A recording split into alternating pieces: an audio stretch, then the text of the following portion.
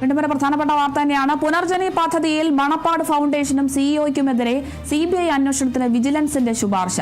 പ്രതിപക്ഷ നേതാവിനെ കൂടാതെ മണപ്പാട് ഫൗണ്ടേഷനും ചെയർമാൻ അമീർ അഹമ്മദിനെതിരെയും FCRA നിയമപ്രകാരം അന്വേഷിക്കണമെന്നാണ് വിജിലൻസിന്റെ ശുപാർശ.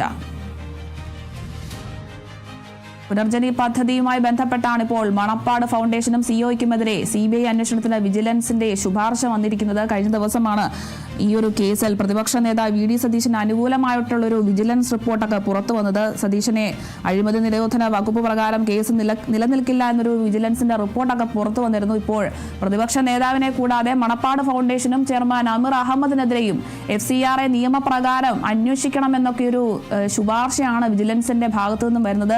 CBI അന്വേഷണത്തിനാണ് വിജിലൻസ് ശുപാർശ ചെയ്തിരിക്കുന്നത്. പുനർജനി പദ്ധതിയുമായി ബന്ധപ്പെട്ടാണ് ഇത്തരത്തിലൊരു വാർത്ത എത്തുന്നത്.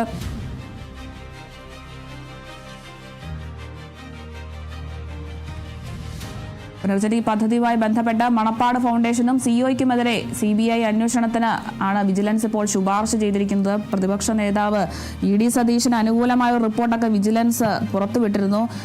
ഇപ്പോഴത്തെ പ്രതിപക്ഷ നേതാവിനെ കൂടാതെ മണപ്പാട് ഫൗണ്ടേഷനും ചെയർമാൻ അമീർ അഹമ്മദിനും FCRA നിയമപ്രകാരം അന്വേഷിക്കണമെന്നൊക്കെയാണ് വിജിലൻസിന്റെ ശുപാർശ. എന്തായാലും പറവൂർ മണ്ഡലത്തിലെ പ്രളയത്തിൽ വീട് നഷ്ടമായവർക്ക് വീട് വെച്ച് നൽകാൻ ലണ്ടനിലെ ചടങ്ങിൽ ധനസഹായം ആവശ്യപ്പെട്ടതിനെ തുടർന്ന് നൽകിയൊരു കേസാണ്. ഈ കേസിലാണ് ഇപ്പോൾ VD സതീശനെതിരെ ഒരു അനുകൂല റിപ്പോർട്ട് വിജിലൻസ് നൽകിയതിന് പിന്നാലെ ഇപ്പോൾ മണപ്പാട് ഫൗണ്ടേഷനും ചെയർമാൻ അമീർ അഹമ്മദിനുമെതിരെ FCRA നിയമപ്രകാരം അന്വേഷിക്കണം, CBI അന്വേഷിക്കണം എന്നൊരു ശുപാർശയാണ് വിജിലൻസിന്റെ ഭാഗത്തു നിന്നും ഉണ്ടാകുന്നത്.